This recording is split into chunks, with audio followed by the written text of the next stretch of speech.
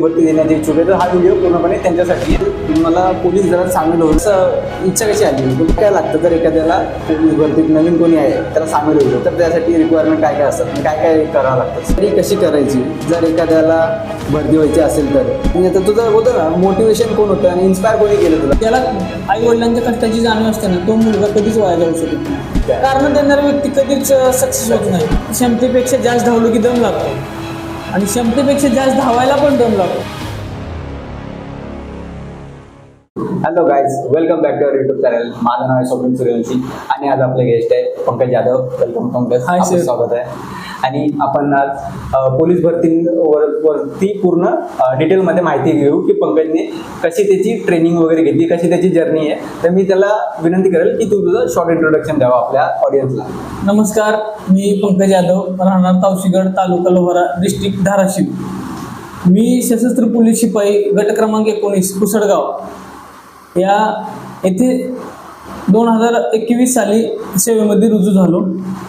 आज रोजी दिनांक 15/9/2024 पर्यंत मी आज रोजी कुसडगाव गट क्रमांक 19 येथे कर्तव्यावर आहे. ठीक आहे. तर आता आम्हाला खूप सारे प्रश्न आहेत जे आता पोलीस भरतीसाठी स्ट्रगल करता येते, पोलीस भरती देण्याची इच्छुक आहे. तर हा व्हिडिओ पूर्णपणे त्यांच्यासाठी आहे की त्यांनी त्यांची जर्नी कशी स्टार्ट करावी, त्यांच्यासाठी मार्गदर्शन म्हणून एक व्हिडिओ बनवतोय. तर त्याच्या पहिले मला तुमच्याबद्दल जाणून घ्यायचं की तुमचं म्हणजे बॅकग्राऊंड काय, शिक्षण काय आहे, अजून बोलतात ना पहिले काय करायचे त्या पोलीस भरतीच्या. सर, शिक्षण किती झालं तुमचं? मी BA ग्रॅज्युएट आहे सर. मी 11वी-12वी माझी गुंजुटी येथे पूर्ण केली. 11वी-12वी नंतर BA मधून भारत विद्यालय मागणी येथे माझं ॲडमिशन घेतलं. पूर्ण शिक्षण? हां, ॲडमिशन तिथे घेतलं. माझं ग्रॅज्युएशन तिथं झालं आणि परत मी मुंबई येथे जॉब करण्यासाठी आलो. ॲडमिशन तिकडे घेतलं फक्त आणि जॉब करण्यासाठी मुंबई येथे आलो.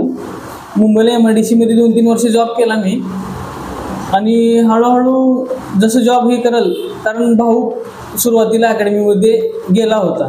मोठा भाऊ? हां, मोठा भाऊ. मग त्यांनी घरच्याला सांगितलं की बाबा याला इथं नको, काहीतरी आपण सरकारी नोकरीचं बघितलं पाहिजे. त्याच्यासाठी त्यांनी मला तिकडे बोलवून घेतलं की जॉब बिप करू नको, 8-10 हजार नोकरीत आपलं काय होत नाही. मग त्यांनी मला तिकडे बोलवून घेतल्यानंतर परत मी तिकडे अकॅडमीमध्ये गेलो. ठीक आहे. मग आता माझा हे प्रश्न आहे की म्हणजे तुम्हाला पोलीस दलात सामील होण्याचं म्हणजे कसं, इच्छा कशी आली बोलतात ना, की कसं तुम्हाला वाटतं की मला पण पोलीस भरती द्यायची आहे? इच्छा म्हणजे नेमकं असं, इच्छा म्हणजे आपली सुरुवातीपासून इच्छा काय नव्हतीच पोलीस भरतीमध्ये असं जायची. पोलीसमध्ये काय असतं, कसं करायला पाहिजे, तेवढं आपल्याला काय त्याचा अनुभवच नव्हता ना. भाऊ सुरुवातीला अकॅडमीमध्ये गेल्यामुळं त्यांनी मला तिकडे बोलावून घेतलं आणि परत तिथे गेल्यावर मला हळूहळू पोलीस भरतीबद्दल माहिती समजायला लागली. बाबा हे केल्यावर काय होतं, हा इंटरेस्ट येत गेला मला त्या गोष्टीमध्ये. ठीक आहे. ते पण आपल्याला दोघांसोबत व्हिडिओ बनवायचा होता, बट प्रसादला टाइम नाही त्यामुळे पंकज सोबत व्हिडिओ त्याला आता बनवतो. गणपतीचा टाइम असल्यामुळे त्याला ड्युटी असते ना, त्याच्यामुळे ते येऊ शकला ना. चालेल. आणि पुढचा प्रश्न आहे, काय काय लागतं जर एखाद्याला पोलीस भरतीत नवीन कोणी आहे त्याला सामील व्हायचं तर त्यासाठी रिक्वायरमेंट काय काय असतात, म्हणजे काय काय करावं लागतं?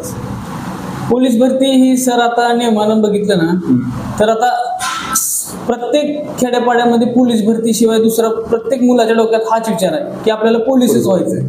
कारण ओपन कॅटेगरी जर बघितली तर ओपनच्या मुलांना सहजासहजी नोकरी भेटू शकत. त्याच्यामुळं साधी आणि सोपी सरळ नोकरी जर लागायची म्हणजे तर पोलीस भरती हा एकमेव पर्याय राहिला. प्रत्येक खेड्यापाड्यात जावा तुम्ही, प्रत्येक ठिकाणी जर पोहोचलो आपण तर त्यांना एवढंच वाटतं की माझा मुलगा पोलीस झाला पाहिजे, नोकरी त्याला लागली पाहिजे, सरकारी नोकरी काय का असणं सरकारी नोकरी भेटली पाहिजे. त्यासाठी एज्युकेशन आणि वयाची अट काय आहे असे? शिक्षण मध्ये बघितलं तर HSC आपली म्हणजे 12वी पास एवढीच अट आहे शिक्षणामध्ये. 12वी पासवर आपण फॉर्म अप्लाय करू शकतो पोलीस भरतीसाठी. Height, weight? त्याच्यासाठी हाईट 165 सेंटीमीटरच्या पुढे हाईट लागते मुलांसाठी आणि मुलींसाठी 155 सेंटीमीटर हाईट लागते. मुलींना 50 किलोच्या पुढे वजन पाहिजे. मुलांचं तर ऑलरेडी 50च्या पुढे असतंच वजन, नाही का मुलांचं बघितलं विचार केला तर. त्याच्यामुळे मुलींना 50च्या पुढे वजन पाहिजेच पोलीस भरतीला उतरायचं म्हणजे. मुलांचं किती 60 आहे असं काय आहे का की 60 पाहिजे 65 पाहिजे? नाही, अशी काय अट नाही मुलांची ह्याची वेटची. ठीक आहे. आणि तुम्हाला पुढचा प्रश्न आहे की तयारी कशी करायची जर एखाद्याला भरती व्हायची असेल तर, म्हणजे बोलतो ना आणि कोणी कोणी तयारी केली पाहिजे आणि कोणी नाही केली पाहिजे, दोघं पण खूप महत्वाचे प्रश्न आहेत. सुरुवातीला एक विचार केला बारकाईनं, तर सुरुवातीला पहिल्यांदा आपल्या मनाची तयारी पाहिजे. ओके, आपण आपलं मन व्यवस्थित इच्छा असली ठेवलं ना, पाहिजे स्वतःची. तर सगळं व्यवस्थित होऊ शकतं की बाबा हे मी करू शकतो. हे जर मी करू शकतो म्हणलं, स्वतःच्या मनाला जर ठरवलं ना मी हे करू शकतो, तर माणूस काही करू शकतो. त्याच्यामुळे पोलीस भरतीला उतरायचं म्हणजे खूप गोष्टींचा त्याग करावा लागतो. एक विचार केला ना, प्रत्येक गोष्टींचा त्याग करावा हो, लागतो. ते तर त्याच्यामुळे मनाची तयारी अगोदर करायची, कारण प्रत्येक मुलाला पोलीस भरतीचा नवीन उतरणारा 12वी झाल्या नुकताच मुलाला कुठला अनुभव नसतो ना. पोलीस भरती म्हणजे हे काय माहितीच नसतं त्यांना. बरोबर आहे. त्याच्यामुळं अगोदर पोलीस भरतीला गेलं, एक 5-6 महिने तर आपले अशीच उलटून जातात. पोलीस म्हणजे नेमकं त्यांना काय माहितीच नसतं. आणि गावाकडच्या लोकांचं कसं असतं, एकदा मुलाला अकॅडमीत टाकलं त्यांना वाटतं की माझा मुलगा भरतीच झाला. पण त्याचं माहिती असतं की खूप स्ट्रगल असतं त्याच्यावर. त्याच्यामुळे सुरुवातीला नाही का असं व्यवस्थितरित्या म्हणजे सगळं तिथे गेल्यानंतरच समजतं बाबा कशी फील्ड आहे, कुठल्या फील्डमधून आपल्याला जावं लागतं, पोलीसमध्ये काय करावं लागतं. की तिथे गेल्यावर त्याला जसा अनुभव येत जाईल तसं तसं ते ऑटोमॅटिकली होत जातं. कोणकोणत्या गोष्टीवरती बोलतो ना लक्ष दिलं पाहिजे, म्हणजे कोणकोणत्या गोष्टी लोक चुकीच्या करतात व त्याच्याबद्दल काहीतरी सांग. लोक चुकीच्या गोष्टी म्हणजे असं काय नाही, स्वतःच्या मनाला आपण पॉझिटिव्हली विचार केला ना तर सगळं व्यवस्थित होऊ शकतं. स्वतः मनानं उठायचं, स्वतः अभ्यास करायचं, स्वतः ज्याला आई वडिलांच्या कष्टाची जाणीव असते ना तो मुलगा कधीच वाया जाऊ शकत नाही. हे तर बरोबर मी सांगू शकतो तुम्हाला. बरोबर बोला. ठीक आहे, नाही चांगलं उत्तर होतंय. पुढचा प्रश्न आहे की आता म्हणजे तुझा प्रवास कधी चालू झाला आणि तुला किती टाइम लागला? सर मी 2017 साली जेव्हा मी मुंबईला होतो, MIDC मध्ये जॉब करायचो मी सुरुवातीला 10-12 हजार नोकरीवर पगारावर, तेव्हा भाऊ तर ऑलरेडी माझा अकॅडमीमध्ये प्रवेश घेतलाच होता त्यांनी 2016 साली. मग त्यांनी मला घरच्यांना माझ्या सांगितलं की त्याला नको तिकडं 10-12 हजारात त्याचं पुढे चालून काय होणार आहे, किती दिवस त्यानं तो जॉब करणार आहे. त्याच्यामुळे त्यांनी असं त्यांना सांगितलं की त्याला इकडे बोलवून घ्या, आम्ही दोघं पण तयारी करतो भरतीचीच. मग तेव्हा 2017 एप्रिलमध्ये मी अकॅडमीमध्ये प्रवेश घेतला, राजे अकॅडमी सातारा इथे. मग तेव्हा तिथे गेल्यानंतर हळूहळू मला पण समजायला लागलं भरती काय असते. आणि तो मोठा भाऊ असल्यामुळं सपोर्ट होता मला नाही का, आणि मार्गदर्शन पण करायला. तो तुझ्या पहिले होता तिथे. माझ्या अगोदर त्याला थोडाफार मोठा असल्यामुळे अनुभव पण माझ्यापेक्षा जास्त होता. त्याच्यामुळे मग तिथे मी प्रवेश घेतला अकॅडमीमध्ये. ठीक आहे. अकॅडमीमध्ये असताना म्हणजे कोणकोणत्या गोष्टी करून घेतल्या जातात आणि बोलतो ना किती वेळ तुला म्हणजे रनिंग वगैरे करायला लावायचे, काय काय करायला, ते कशी तयारी करून घ्यायचे? सर विचार केला तर तिथलं शेड्यूल सकाळी पहाटे 5 वाजता उठावंच लागतं रोज. ज्याची मनाची तयारी असते तो उठतोच. आणि ज्याला काय बाबा असं मुळीच करू वाटत नाही ना, तो म्हणतो माझा पाय दुखतोय, माझा हात दुखतोय, माझं पोट दुखतोय, असे कारण देतात. कारण देणारा व्यक्ती कधीच सक्सेस होत नाही, एवढं मी सांगू शकतो. आणि तिथं कसं असतं माहिती, पहाटे 5ला उठायचं, परत फिजिकलची आपण फ्रेश व्हायचं 15-20 मिनिटं, काय अर्धा तास लागेल, आपण तेवढं वेळामध्ये फ्रेश व्हायचं. आपण 5:30-5:45 पर्यंत आपलं ग्राउंडवर फॉलिंग होते. ग्राउंडवर फॉलिंग झाल्यानंतर तिथं आपण हळूहळू वर्कआउट होतो. अगोदर लुजनिंग ते होतात नाही का, शरीर रात्रभर स्ट्रेचिंग वगैरे करून. स्ट्रेचिंग ते होतं म्हणजे पेन येऊ नये कुठला चालून पुढे चालून रनिंग करताना म्हणा ह्याच्यात. मग तिथे वर्कआउट होतो हलका हलका थोडासा. मग वर्कआउट झाल्यानंतर रनिंग स्टार्ट होते. मग रनिंग झाल्यानंतर परत जो काय वॉर्मअप असेल ती थोडंफार वॉर्मअप पण घेतात. आणि परत इव्हेंट असतात आपले पोलीस भरतीला जे आवश्यक इव्हेंट आहेत, त्याच्यामध्ये गोळाफेक असेल, 1600 मीटरची रनिंग असेल, 100 मीटरची रनिंग असेल. 100 मीटरसाठी काय वर्कआउट करावं लागतो, गोळाफेकसाठी काय वर्कआउट करावं लागतो, 1600 मीटरसाठी कसं पळायचं, कधी स्टार्टअप घ्यायचा, कसं कुठला राऊंड किती वेळात खेचायचा, अशी सगळी तिथं ट्रेनिंगमध्ये म्हणजे अकॅडमीमध्ये सगळी तयारी करून घेतातच. ठीक आहे. मग तू सकाळी 5ला उठायचा आणि झोपायचं किती वाजता? सर आमचं शेड्यूल विचार केला तर आम्ही 2017 सालापासून तिथं होतो अकॅडमीमध्ये. आणि गावाकडे कसं असतं की बाबा विचारतात ना आईवडिलांना आपल्या मुलं काय करतात, इतके दिवस कुठं ठेवले त्यांना, काय होते का नाही त्यांचं पुढे चालू. मग मी आणि भाऊ मोठा असल्यामुळे त्यांनी आम्ही असं ठरवलं की काय पण केलं गावाकडे नाही जायचं, गावाकडे नाही जायचं असं ठरवलं. आणि परत 2018ची भरतीला उतरलो दोघं पण. पहिली भरती होती? ती आमची पहिली भरती होती. 2018च्या भरतीला उतरल्यानंतर तेव्हा काय आम्ही भरती होऊ शकलो नाही, कारण तेवढा अनुभव पण कारण की नव्हता. पहिले तर आपण ट्राय मध्येच हे होतं, असं नाही की अनुभव- पहिले त्याच्यात गेलेलं होतं, असं खूप कमी लोकांचं होतं. अनुभव पण नव्हता तेवढ्या गोष्टीमध्ये, म्हणजे नाही का. मग सुरुवातीला फॉर्म भरला, तरी पण मी ठाणे शहरला 1-2 मार्कासाठी राहिलो होतो फक्त पहिल्या भरतीमध्ये पण.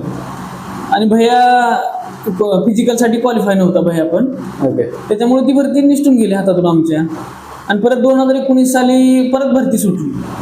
म्हणजे तेव्हा आम्ही फॉर्म पहिली भरला. 2017 होती, दुसरी डायरेक्ट 2019 ला. हा, 17-18ची भरती होती पहिली. Okay okay. 17. आणि परत 19 मध्ये फॉर्म सुटला.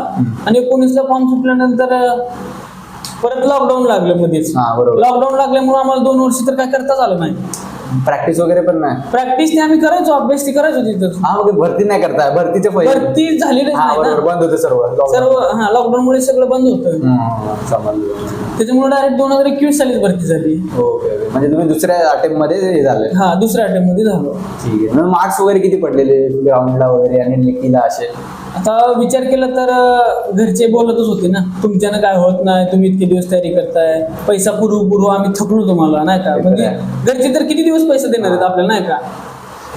मग मोठ्या भावानं घरी सांगितलं एकदा की आम्हाला एवढा शेवटचाच अटेम्प्ट देऊ द्या म्हणलं. लास्ट अटेम्प्ट होता. हा, लास्ट अटेम्प्ट, नाही का. एवढा अटेम्प्ट दिला आम्ही, याच्यात जर काय नाही झालं आमचं तर आम्ही इथून कुठे भरती करणारच नाही, असं तो बोलला. आणि आम्ही कुठं पण 25-30 हजार नोकरीवर आम्ही जॉब करू, जशी भेटेल 10-15 हजार असेल ना, 25-30 हजारची नोकरी असेल त्याच्यावर आम्ही कुठं पण असं जॉब करू, असं तो बोलला घरी. मग त्याच्यावर बाबा पण असं म्हणले की बघा, एवढा लास्ट चान्स आहे तुमच्यासाठी, तुम्ही करताय काय काय, जसं होईल तसं करा म्हणले. मग पुढे चालून आमची भरती लागली ना 2021 मध्ये. मग 21 मध्ये भरती लागल्यावर सुरुवातीला प्रसादचं काम झालं, गट क्रमांक 7 दौंडला SRP मध्ये लागला तो. त्यानं तिथं 93 लेखी आणि 92 फिजिकल असं 185 टोटल केलं. त्याच्यामुळे तिथं ओपन मध्ये तो बसला तिथं गट क्रमांक 7 ला. आणि परत जिल्ह्यासाठी तो फॉर्म भरला होता जळगाव सिटीला. मग जिल्ह्यासाठी फॉर्म भरल्यावर त्याचं तिथं 38च फिजिकल पडलं. बरं, तो त्याचं वय पण हे होतं ना, लास्ट इयर होतं त्याचं भरतीसाठी, पात्रतेसाठी, वयाच्या अटीसाठी लास्ट इयर होतं त्याचं. मग त्यानं तिथं 38 फिजिकल पडले. आता काय करायचं काय नाही. किती पैकी होते 38 म्हणजे? 50 पैकी 38 फिजिकल पडलं होतं त्याचं फक्त. मग परत अगोदर लेखी झाली. लेखीमध्ये 100 टाकला तो. 100 पैकी 100 मार्क टाकला लेखीमध्ये. आणि 38 फिजिकल पडलं त्याचं. आणि मेरिट पण ओपनचं 138च कट ऑफ लागला. हा, 138लाच तो तिथं ओपन मध्ये भरती झाला. म्हणजे कट ऑफलाच बरोबर आहे. कट ऑफला. आणि गट क्रमांक 7 ला दौंडला पण 185 टोटल होती, तिथं पण ओपन मध्ये झाला भरती तो. ओके, चांगलं, ठीक आहे. तर आधी मला हा प्रश्न आहे, तुम्ही अकॅडमीमध्ये असताना काही अडचणी वगैरे आल्या तर तुम्ही म्हणजे काय करायचे, कसं हँडल करायचे त्या अडचणी वगैरे? अडचणी म्हणजे अशा विचार केला तर अडचणी म्हणजे अशा फारशा अडचणी आल्या नाहीत आमच्यासाठी. कारण अकॅडमीमध्ये कसं असतं माहितीये का, तिथं आपले कोण आई वडील नसतात अकॅडमीमध्ये. विचार केले तर एक तर आपल्याला 200-300 किलोमीटर आपलं गाव सोडून तिथे येऊन राहावं लागतं. त्याच्यामुळे तिथे जे सर असतील, मॅडम असतील, त्याच्यामुळे तिथे ते सगळं आपलं करून घेतातच व्यवस्थित. तेच आपला आधार आहे, तेच आपला आधार म्हणून राहावं लागतं तिथं. चालेल. आणि तर पुढचा प्रश्न आहे की तू कधी तिकडे असताना डिमोटिवेट झालाय का? बोलतात ना, आपलं मानस पूर्ण हे होऊन जातं, डाऊन होतो आपण. मग तू त्याच्या वेळेस काय करायचं? मी जेव्हा सुरुवातीला 2017च्या भरतीमध्ये 17-18च्या भरतीमध्ये जेव्हा आम्ही दोघं पण बाहेर पडलो, म्हणजे आम्ही पात्र मी होतो फिजिकलसाठी, पण रिटर्न एक्झामला थोडे कमी मार्क्स आल्यामुळं मी तिथं म्हणजे मेरिटला बसलोच नाही मी तिथं. आणि भैया तर का फिजिकलसाठी पात्रच नव्हता, नाही का, रिटर्न एक्झामसाठीच पात्र नव्हता. मग त्याच्यामुळं तिथं थोडंसं आम्हाला खच्चीकरण झालं मनाचं, नाही का, की बाबा आता कसं करायचं, पुढं काय करायचं. तेवढं पुढं बघू म्हणले. सर पण सांगितले, नाही का, असं एवढं व्यवस्थित आहे सगळं, शरीर आहे, हे आहे, एवढ्या लवकर खचून नाही जायचं, करायचं व्यवस्थित, अजून पुढची येईल भरती. त्याच्या मग पुढं आम्हाला 2019ची भरती लागलीच तेव्हा पुढे चालून गेली. हा, म्हणजे त्या लोकांनी तुम्हाला सपोर्ट केला, मोटिवेट केलं. हा, ते अकॅडमीमध्ये करतातच सपोर्ट सगळे, नाही का. हा, ते तर आहे. म्हणजे त्यांचं कामच आहे की एखाद्या विद्यार्थ्याकडून पूर्ण तयारी करून घ्यायचीच. ठीक आहे. आणि आता तुझं बोलतो ना, मोटिवेशन कोण होतं आणि इन्स्पायर कोणी केलं तुला, कोण करतं असं? म्हणजे खरं सांगायचं म्हटलं तर माझा भाऊच माझ्यासाठी इन्स्पायर आहे. मोठा भाऊच माझ्यासाठी. ते कारण त्यांनीच मला, इथं मी जॉब करायचो तिथनच तो मला म्हणला ह्याच्यानं म्हणजे 10-15 हजारात नोकरी त्याचं काय भागणार नाही. त्याच्यामुळं त्यांनीच मला खरं विचार केला तर त्यांनीच मला ह्या क्षेत्रात इकडे घेऊन आला. आणि त्याचं त्याच्यासाठी खूप मोठं आपला भाऊ योगदान आहे. आपल्यासाठी इन्स्पायर आहे म्हणून मोठं सांगायला योगदान पाहिजे, मी म्हणजे सगळ्याला भावाचं. सांगू पण शकतो. हा चांगलं आहे. बरे कोणतरी म्हणजे दोघं पण पोलीस भरती झाले तर घरच्यांना कसं आता प्राऊड वाटत असेल एक अभिमान. हा. चांगलं आहे. आता मग तुला आधीच्या लाईफ मध्ये आणि आताच्या लाईफ मध्ये काय फरक वाटतो? आधीच्या लाईफ मध्ये विचार केला तर आपल्यापेक्षा आपण आता किती गेले तर ती पहिल्याच बोलतात ना गावाकडे, बापाची चप्पल जर मुलाच्या पायाला यायला लागली, खांद्याला खांदा लागायला लागला बापाच्या मुलाचा, तर बाप मुलांना तेवढं काय बोलू शकत नाही. हा. असं ती आणि ओरडत पण नाही मोठं ओरडत झाल्यावर. पण नाहीत, काय बोलूच नाहीत ना. त्याच्यामुळे आपणच विचार करून राहायला पाहिजे प्रत्येक गोष्टीमध्ये. बरोबर. पहिल्याची लाईफ जर विचार करायचं म्हणलं तर घरी वडिलांना एकतर शुगर असल्यामुळं कसं शुगरच्या लोकांना एकदम लवकर नाही का राग येतो, हा. चिडचिडपणा वाढतो, गोळ्या वगैरे खूप काय गोळ्या खाव्या लागतात नाही का. मग जेव्हा आमचं सुरुवातीची थोडं असं स्ट्रगल करताना थोडाफार त्रास झालाच म्हणायचा. तो सर्वांनाच होतो, ते नॉर्मल आहे, ती गोष्ट त्याच्यामुळं होतात. परत एकदा भरती झाल्यानंतरची लाईफ आणि सुरुवातीची लाईफ याच्यामध्ये खूप फरक झाला आमच्या बाबतीत तर नाही का. ना आता पहिली कसं कोण एवढं हे नसेल करत, विचारत नसतील, हा, लोक पण आता कसे रिस्पेक्ट देतात एकमेकांना. लोक विचारतात. आता कुठला पण किती पण वयस्कर माणूस जरी असला गावात तर कधी आलाव साहेब, हा. अशा गोष्टी करतात आपल्यासोबत. बरोबर आहे. हा, वाढते का आपली वेगळी ते होतच नाही, इज्जत समाजामध्ये होऊन जाते, इज्जत नाव होतं. वाढते 100%. कारण प्रत्येकाच्या नशिबात वर्दीही नसते. हा, कारण ते तर आहे. कित्येक जणांचं असं वर्दीचं स्वप्न बघितलं पण माणसाचं कित्येक जण. तुझ्यासोबतचे खूप जण असतील मित्र वगैरे, जे झाले नसेल किंवा रिटर्न गेले असतील, ते लोक मित्रासोबतचा मित्र जर राहिला भरती होण्या बाबतीत तर एकमेकांचा इगो पण खूप हार्ड होतो माहिती का. हा, ते तर आहे की दुःख होतं की दुःख होतं नाही, त्याचं झालं माझं झालं हा. नाही. माझा प्रसाद सक्का भाऊ असून तो गट क्रमांक 7ला सुरुवातीला जेव्हा लागला तेव्हा माझं पण मन स्वतःसाठी खचून जायचं नाही का. हा. त्याचं झालं आता माझं कसं, लोक मला काय बोलतील, लोक मला काय बोलतील, असं प्रत्येकाच्या मनात एक बाब फिरतच असते सारखी गोष्ट. हे आहे, हे तर होतं, हे नॉर्मल हा. म्हणजे आपलं मानसिकता तशी आहे सर्वांची की आपण त्याचा विचार करतो तो. मानसिकता ही होते माणसाची. ठीक आहे. आता मला पुढचा हा प्रश्न आहे की पोलीस दलात तुमचं काम करण्याचा आतापर्यंतचा अनुभव कसा आहे? सर सुरुवातीला माझी ट्रेनिंग झाली 17 मार्च 2022 साली. मी ट्रेनिंग करून म्हणजे पासिंग आउट होऊन मी आमच्या गटात हजर झालो. कारण आपल्याकडं माझी रायटिंग चांगली होती. मग सर आमचे तिथले अधिकारी होते ना, ते बोलले की रायटिंग चांगली आहे, नॉलेज पण असते, आजकालची नवीन तरुण पिढी हुशार आहे. हा. त्याच्यामुळं सर म्हणले असं आम्हाला कोण इच्छुक आहे असं विचारले नाही का ऑफिसला काम करण्यासाठी, कोण इच्छुक आहे म्हणून आम्हाला असं साईडला केले. 10-15 मुलं असतील. मग आम्हाला साईडला गेल्यानंतर जसं जसं मी ऑफिसमध्ये कामाला लागलो, जसं माझी ट्रेनिंग संपली तेव्हापासून मी सर ऑफिसमध्येच काम करतो. म्हणजे मी असं कुठलं बाहेर फील्डला अजून काम केलंच नाही का. आता ती जी ट्रेनिंग होती ती किती वेळसाठी होती आणि म्हणजे ट्रेनिंग मध्ये काय काय करून घ्यायचं? ट्रेनिंगमध्ये प्रत्येक गोष्टीवर ट्रेनिंगमध्ये लक्ष असतं. आपलं फिजिकल पासून मेंटली पर्यंत प्रत्येक गोष्टीवर ते लक्ष देतात ट्रेनिंगमध्ये. ओके. हां, त्याच्यात म्हणजे काय कोणत्या ट्रेनिंग असायची? तिथं रनिंग असायची, वर्कआउट वगैरे करायला काय करायला लावायचं? ट्रेनिंगमध्ये सुरुवातीला सर सकाळी पहाटे 5 पासून संध्याकाळी 7 पर्यंत कंटिन्यू बिझी शेड्यूल असतं ट्रेनिंगमध्ये माणसाचं. आणि 9 महिने राहावंच लागतं. 9 महिने त्यांनी training फक्त आपली मानसिकता चेक करतात ट्रेनिंगमध्ये की हा माणूस त्या पदासाठी लायक आहे का नाही. त्याच्यामुळे ट्रेनिंगमध्ये प्रत्येक माणसाला फक्त एकदा ट्रेनिंग व्यवस्थित झाली ना माणसाची, बाकी काय होऊ शकत नाही. एकदा नोकरी सक्सेस झाली म्हणायची माणूस. फक्त ट्रेनिंगमध्ये माणूस मनानं फिट पाहिजे. नाही, कारण की मी ऐकले खूप जण ट्रेनिंग मधून पण निघून जातात, असं मी हे केलेलं आहे. खूप लोक सोडून जातात ट्रेनिंग पण. त्याला आता कुठं थोडाफार त्रास होतो, पेन होतो.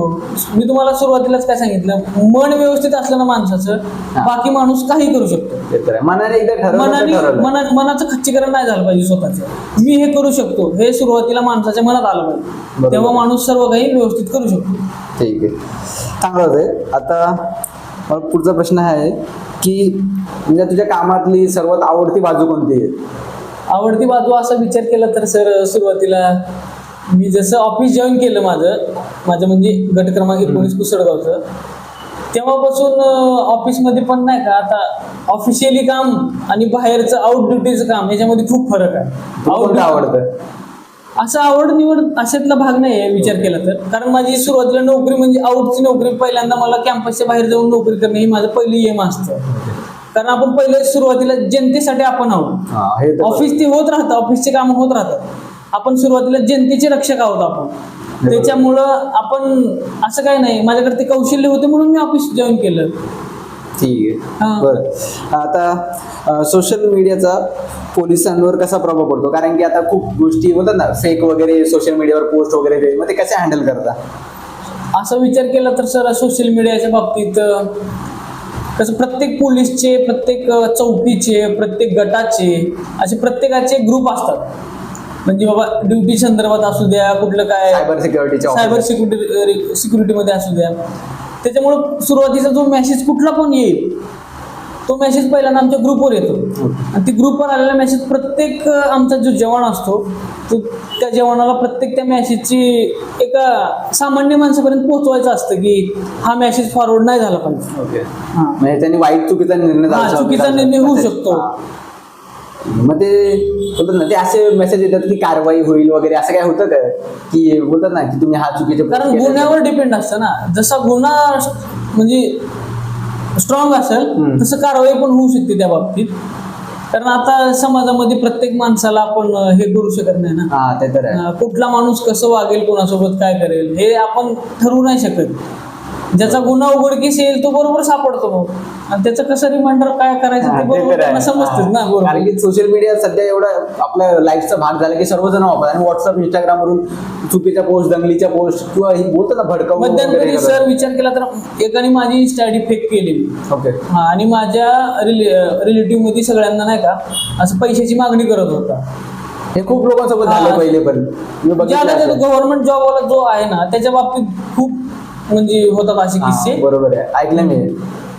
मग ते होतात, बट ते कंट्रोल करायसाठी किंवा काय, मग तू कसं सांगितलं की लोकांना की माझं हे नाही, मी असं म्हणजे तेवढं हे केलं नाही. म्हणजे आणि त्याचं पैसे वगैरे मागतात ते लोक, आणि हा. आपण कसं दुसरा देऊन टाकतो, तू मागतो आमच्या 2-3 बोलल्यावर. रिलेटिव्हचे मला मेसेज पण आले, कारण हा माझ्याकडे कधीच पैसे मागत नाही, हा. असं कसं काय पैसे मागतोय हा माझ्याकडे. मग मी तो स्क्रीनशॉट काढला आणि मी स्टेटस ठेवला माझा, नाही का, हा. कृपया हा माझी कोणीतरी फेक आयडी काढल्यामुळं कोणी त्यांना रिप्लाय पण देऊ नका, आणि पैशाची मागणी करत असेल तर देऊन टाकू नका पैसे विषय असे काय. म्हणून मी स्टेटस ठेवला आणि इंस्टाचं एक ती सगळ्यांना असं म्हणजे रिपोर्ट करायला सांगितलं, नाही का. हा, बरोबर आहे. चांगलं आहे, काय ऍक्च्युली चांगलं होतंय. आता हा प्रश्न आहे की जनतेसोबतचे संबंध मजबूत करण्यासाठी कोणत्या उपाययोजना पोलिसांकडून केल्या जातात? कारण सुरुवातीला असा जर आपण विचार केला सर, आपण जनतेचे रक्षक आहोत. हो, येत आहे. जनता, समोरची जनता कशी असेल, कोण कसा बोलेल आपल्याला, कोण कसं मोटिवेट करेल त्याच्यात आपण काय सांगू शकत नाही ना. त्याच्यामुळे जनतेला किती पण प्रत्येक आता गोष्टीत असते, कोणाला बंदोबस्त असतो, कोणाला आउट ड्युटी, कुठं पण जावं लागतं ना. त्याच्यामुळं जिथली तिथली परिस्थिती सारखी असू शकत नाही. प्रत्येक पावलागणीच आपल्याला माणूस हा प्रत्येक क्वालिटीचा माणूस भेटतो, वेगवेगळी माणसं भेटतात. त्याच्यामुळं पोलीस खात्यात तर एक विचार केला तर सर्वांना असं जनतेसोबत असं व्यवस्थितच वागावं लागतं. भलं काय आपली चूक असू दे ना त्यांची चूक असू दे, त्यांना व्यवस्थित समजावून सांगावंच लागतं. कारण आपल्याला तो प्रॉब्लेम तिथे सॉल्व्ह करायचा असतो, प्रॉब्लेम वाढवायचा नसतो. हा, त्याच्यामुळं त्यांना काय त्यांची समजूत काढून त्यांना व्यवस्थित सांगून करून तिथेच तो प्रॉब्लेम सॉल्व्ह करून टाकायचा असतो. नाही, मी बघितलेलं की खूप गोष्टी म्हणजे पोलीस स्टेशनच्या आत बोलतो ना, केस होण्याच्या पहिले काही बाहेरच सॉल्व्ह करायचा प्रयत्न कसं करतात. असतं, आता कुठल्या ठिकाणी जो चांगला अधिकारी असतो, म्हणजे सगळे चांगलेच असतात अशातला भाग नाही, अधिकारी हे पोलीस खात्यात चांगलेच असतात. बरोबर. मग ते अधिकारी आपले माणूस की खातीर म्हणून त्यांना सांगायला जातात की तुम्ही असं नका वागू, असं करू नका, तसं करू नका. म्हणजे तो तिथले तिथे प्रॉब्लेम सॉल्व्ह व्हायला पाहिजे. प्रत्येक घरातले प्रॉब्लेम येतातच. फॅमिली प्रॉब्लेम असतात, बाहेरचे असतात, पोरांचे असतात, खूप प्रॉब्लेम येतात. त्याच्यामुळं पुढे चालून काय भलतं सलतं होऊ नये म्हणून ते तिथल्या तिथे मिटवायचा प्रयत्न करत असतात. सर्वात जास्त तुला कोणते वाटतात की क्रिमिनल बोलतात केसेस जास्त येतात ते कोणते असतात? ते काय वाटतं? मध्यंतरी नाही का हे मुलींचे बलात्कार, हे असे हे थोडा असं विचार केला ना, खूप सेन्सिटिव्ह. हा, त्याच्यामुळं नाही का असतात प्रॉब्लेम, भरपूर असतात. एक नाही, हजारो प्रॉब्लेम असतात समोर. वर्दी अंगात असली ना प्रत्येक गोष्टीला सामोरं जावं लागतं माणसाला. ते तर तुमच्यासाठी म्हणजे रोजच झालं असेल ना, घरचे भांडणं किंवा हे लफडी वगैरे ते रोजच येत असेल, तुम्ही वैतागत असेल ते बघून बघून काय येते सारखं. ठीक आहे. आता हा प्रश्न आहे की पोलिसांची लाईफ आणि नॉर्मल लाईफ मध्ये काय फरक वाटतो? विचार केला तर पोलिसांना सण आणि वार ह्याच्यामध्ये खूप फरक आहे. पोलिसांचा आणि सण आणि उत्सव ह्याच्यामध्ये फार लांबचा संबंध आहे पोलिसांच्या बाबतीत विचार केला तर. ड्युटीला जावं लागतं सारखं. ड्युटीला जावं लागतं हे आपलं कर्तव्यच आहे. Okay. ड्युटी करावं लागतं. सणवार हे प्रत्येक वर्षानुवर्ष येतच हा, राहतात. हे बरोबर. आता समजा गणेश उत्सव असू द्या, दीपावली असू द्या, त्याच्यामध्ये कसं असतं, आपण एकतर सेवेची शपथ घेतलेला असतो. अगोदर आपली नोकरी, मग बाकी सगळं. याच्या बाबतीत माणसानं, आणि पोलीस खात्यात सगळे असतातच तसे, नोकरीला कोणच नाकारू शकत नाही. बरोबर. किती तासाची म्हणजे ड्युटी असते? 12 तास, 14 तास, 8 तास म्हणजे? ड्युटी म्हणलं तर विचार केला तर जसा बंदोबस्त लागेल तशी ड्युटी असतेच. पोलीस हा 24 तास नोकरीसाठी बांधील आहे. त्याच्यामुळे पोलिसांना असं टायमिंगचं काय गणित नाही पोलिसासाठी. ठीक आहे, चांगलं होतं हे पण आन्सर चांगलं होतं. आता मग मला पुढचा प्रश्न हा आहे की आपण बघतो ना कशा प्रकारे आपल्या मानसिक आणि फिजिकल ह्याच्यासाठी काय काय करता स्वस्थ राहण्यासाठी, स्वस्थ हेल्दी राहण्यासाठी? हेल्दी राहण्यासाठी सर विचार जर केला तर आपण योगा करायला पाहिजे. त्याच्यानं आपलं ब्रेन थोडंफार शांत पाहिजे माणसाचं, नाही का?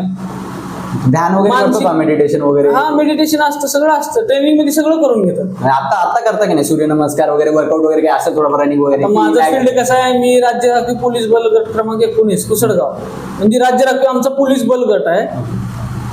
आणि भैया होता तो जिल्हा पोलीस मध्ये. आमचं फिजिकली तर आमचं स्ट्रॉंग असतंच. SRP वाल्यांचं SRPचं फुल फॉर्म घ्या, आता खूप लोकांना माहित नसेल. स्टेट रिझर्व्ह पोलीस फोर्स, SRPचा फुल फॉर्म आहे.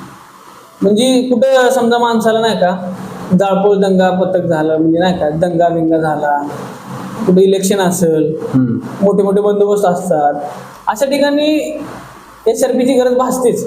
नक्षली भागाच्या ठिकाणी, गडचिरोली या ठिकाणी, नाही का? तुम्हाला आता त्याची ट्रेनिंग देतात का की म्हणजे दंगली झाल्या तर कशा हँडल करायचं, काय करायचं? ट्रेनिंग मध्ये सगळं करून घेतात. ट्रेनिंग मध्ये सगळं होतं, सगळं म्हणजे सगळं ट्रेनिंग मध्येच करून घेतात. ओके. कारण की मी ते हे पण ऐकलेलं की कुठे काय तसं झालं तर इंटरनेटची सेवा बंद करतात तिथे वगैरे. म्हणजे कसं असतं माहितीये का, समजा आता मी पाठच्या महिन्यामध्ये गडचिरोलीला होतो 3 महिने नक्षल बंदोबस्तासाठी. तिथे कसं असतं, नेटवर्क असं आपल्याकडे जसं असतं ना, इकडं मुंबई या साईड, मुंबई या ठिकाणी म्हणा, पुण्याला म्हणा, कुठं खेडेपाड्यात नेटवर्कचं काय तेवढा इश्यू नसतोच ना, प्रॉब्लेम नसतोच नेटवर्कचा. तिथे नक्षल भागामध्ये कसं असतं, समजा एखादी पार्टी पास व्हायची असेल कुठं, तर तेव्हा नेटवर्क ऑफ असतंच. म्हणजे कुणाला टीप नको लागायला पाहिजे की बाबा दगा फटका होऊ नये आपल्या जवानांसोबत, त्याच्यामुळे नेटवर्क बंद असतं तिकडं जादा करून. जास्त करून ते बंद असतं. ठीक, हे माहिती नव्हतं मला. ठीक आहे. आता पुढचा माझा प्रश्न हा आहे की बोलतो ना कायद्याची अंमलबजावणी करताना कोणत्या नैतिक गोष्टींचा तुला सामना करावा लागतो? कायद्याची अंमलबजावणी करताना विचार केला खूप तर काही चॅलेंजेस येतात ना, की म्हणजे आता खूप मोठे मोठे लोक पण असतात, त्यांच्या अगेन्स्ट काय करायचं असेल तर आपल्याला करता येत नाही. मग त्याच्यासाठी तू कसं हे करतो, म्हणजे कायद्यात राहून आपण कसं हे करू शकतो? विचार केला तर वर्दी अंगात असेल तर माणूस हा ऑटोमॅटिकली प्रत्येक गोष्टीला एक हे करताना विचार करूनच वागत असतो. हे तर बरोबर आहे, कारण की तसं जाणीव असते. जाणीव असते ना, कारण आपण वर्दी घातलेली असते अंगात, जबाबदारी असते. बरोबर. त्या माणसापेक्षा त्या वर्दीला खूप किंमत आहे.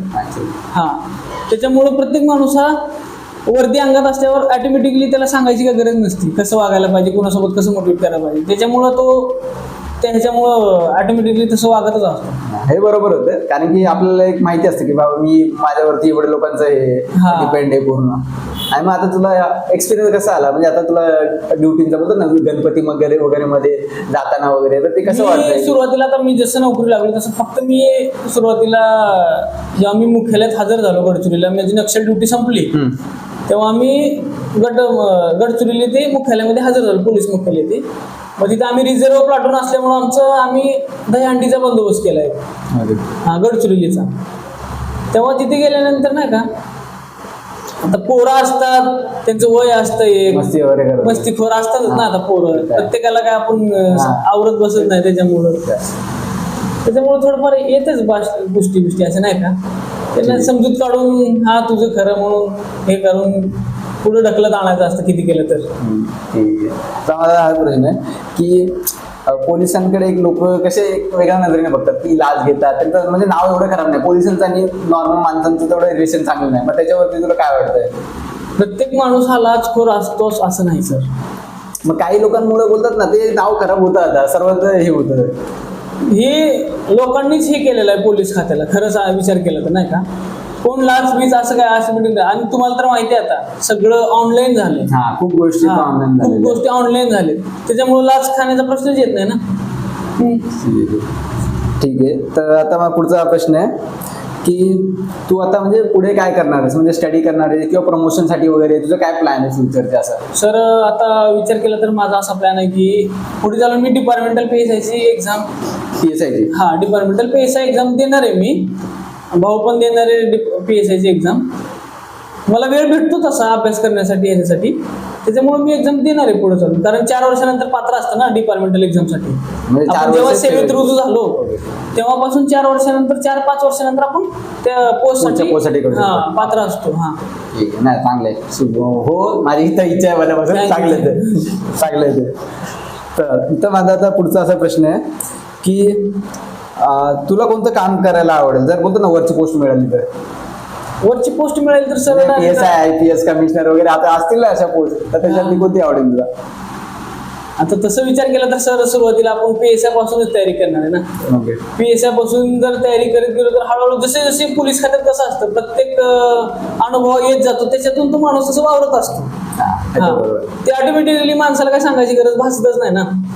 त्याच्यामुळे तो ऑटोमॅटिकली होत जातं पुढं. कुठल्या गोष्टीला आपल्याला कसं सामोरं जायचं, कोणासोबत कसं रिॲक्ट करायचं, ते ऑटोमॅटिकली जसं आपण पोस्ट काढू तसं तो माणसाला समजत जातच कोणासोबत कसं काय.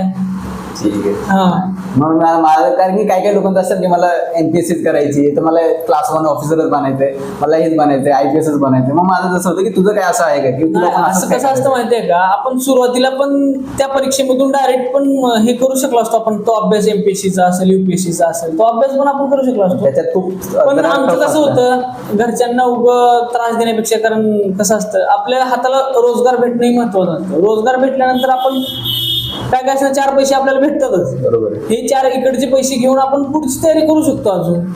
त्याच्यामुळं घरचे पण बाबा व्यवस्थित राहतात. कसं त्यांना पण काय पैशाची आपल्याला मागणी करावं लागत नाही की मला एवढे स्वतःची जिम्मेदारी आपण स्वतः घेऊन सगळं करू शकतो. कारण की आता माझे खूप सारे मित्र आहेत, म्हणजे मी पण थोडा टाइम MPSCचा स्टडी केलेला, मग त्याच्यानंतर मला जमलं नाही जॉब वगैरे मुळे, मग मी सोडून दिला. मग आता माझे मित्र आहेत ते लोक जवळजवळ नाही बोललं तरी 5-6 वर्षापासून MPSCची तयारी करता येते. मग ते आता एकदम हे वाटतं की त्यांनी करावं की नाही, होईल की नाही, त्यांना माहिती पण नाही. सातत्य ठेवणं हे खूप महत्वाचं असतं सर. पोलीस भरती म्हणा, MPSC असेल, UPSC असेल, सहजासहजी यश कोणाला भेटतच नाही. आहे तर बरोबर. त्याच्यामुळे सातत्य ठेवणं हे खूप काळाची गरज आहे आजकाल.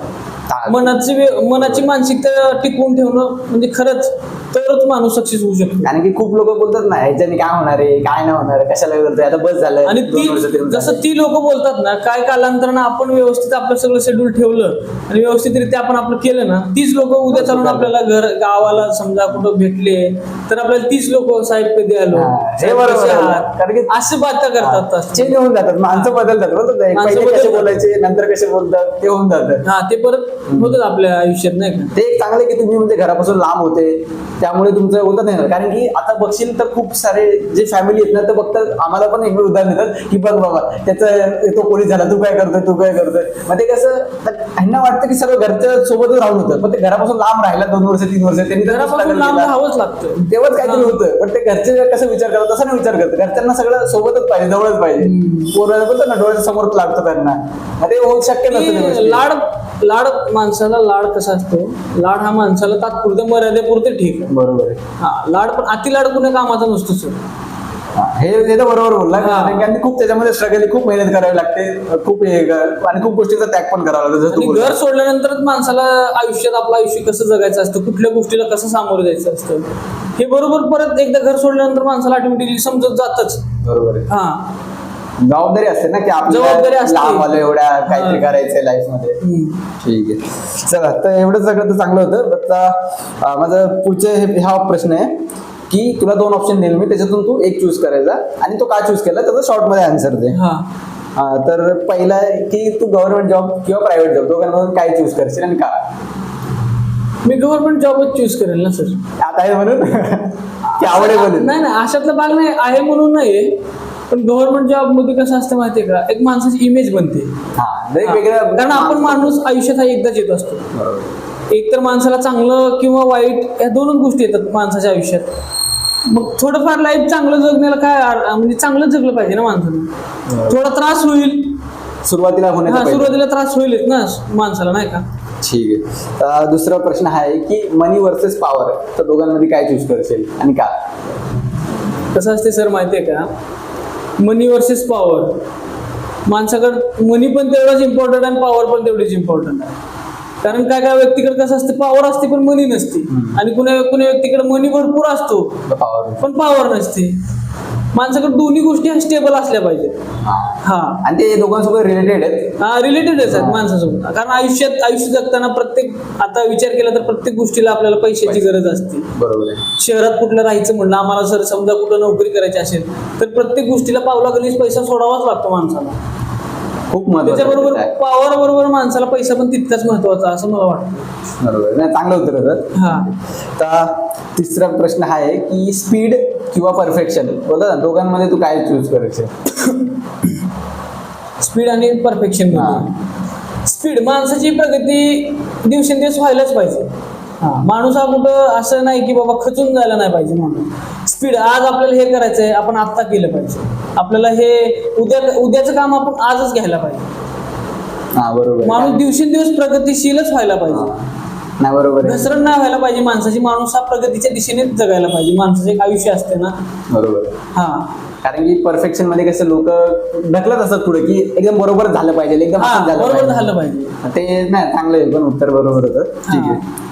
आता माझा लास्ट शेवटचे 2 प्रश्न आहेत, त्याच्यानंतर आपण पॉडकास्ट हा संपूया. तर माझा हा प्रश्न तुला की आतापर्यंतची सर्वात महाग वस्तू अशी तू कोणती घेतली आहे? विचार केला तर अशी महाग वस्तू म्हणजे जशी नोकरी लागली तशी माझ्या ट्रेनिंगचा पैसा आला, माझ्या आणि भावाच्या ट्रेनिंगचा पैसा आला, तेव्हा आम्ही असं ठरवलं की घरी थोडं आईला काहीतरी घेऊ. त्यामुळे आम्ही घरी थोडं आईला सोनं हे खरेदी केलं. गोल्ड घेतलं म्हणजे सोनं घेतलं. हा, सोनं घेतलं आईला थोडंसं, आणि पुढं चालून घर बांधलं गावाला. एक शेती घेतली थोडीफार विकत. त्याच्यामुळे असं 40-50 लाखाचं होतं टार्गेट, तेवढं ती कम्प्लीट केलं आम्ही. हळूहळू अजून आपल्याला जसं होईल तसं ती करत जायचं, त्याला काय एवढं. हो, म्हणजे घरच जास्त मोठं आहे सध्या. हा, ठीक आहे. आता माझा हा लास्टचा प्रश्न आहे की जर फ्युचरमध्ये बोलतात ना, सर्वात कोणती तुला इच्छा असेल तर महाग वस्तू, म्हणजे काही लोकांचं गाडी असते, कार असते, तर तू कोणती अशी गोष्ट घेशील तुला आवडेल घ्यायला? नाही, विचार केला तर माणसाचं स्वतःचं अस्तित्व निर्माण करणं ही खूप काळाची गरज आहे. त्याच्यामुळे प्रत्येक व्यक्तीला असं वाटतच जात असतं की माझं हे असायला पाहिजे. एखादी आपण समजा दुसऱ्याची वस्तू पण बघितली, त्याच्याकडे फॉर्च्युनर आहे, की पुढे जाऊन माणसाच्या डोक्यात असं विचार येतो, आपलं का नाही असं, याच्यासारखं आपलं पण व्हायला पाहिजे. हा, त्याच्यामुळं आपण आपल्या परीने जेवढं होतं तेवढं आपण आपल्या लाईफसाठी आपण करू शकतो. मला तेच हे होतं की म्हणजे तुझी अशी इच्छा आहे की 4 व्हीलर असली पाहिजे, तर ही 4 व्हीलर असली पाहिजे, असं काही? असं गाड्या ह्याच्यातला भाग नाही, आपण घेऊ हळूहळू सगळं व्यवस्थित करेल अशातला भाग नाही, की फक्त आपली फॅमिली व्यवस्थित सुखी कशी राहील एवढा माझा जास्त फोकस असेल. चांगले विचार आहेत. ठीक आहे. आता आपला पॉडकास्ट संपलेला आहे, तर तुला जर बोलतात ना यंग लोकांसाठी जे पोलीस भरतीची वगैरे तयारी करताय, तर त्यांना असा कोणता शेवटचा संदेश द्यायचा असेल तर तू सांगू शकतो? मी सर्व मुलांना एवढं सांगू शकतो की सुरुवातीला मनाची तयारी करा, मन व्यवस्थित ठेवा, कष्ट प्रामाणिकपणे करा, नाही का. माणसाचे कष्ट प्रामाणिक असतील तर देव पण झुकतो असं म्हणतात. सर्व पोलीस भरती करणारे जे माझे मित्र मैत्रिणी असतील त्यांना मी एवढं सांगू शकतो की क्षमतेपेक्षा जास्त धावलो की दम लागतो, आणि क्षमतेपेक्षा जास्त धावायला पण दम लागतो. एवढं त्यांनी डोक्यात ठेवलं पाहिजे.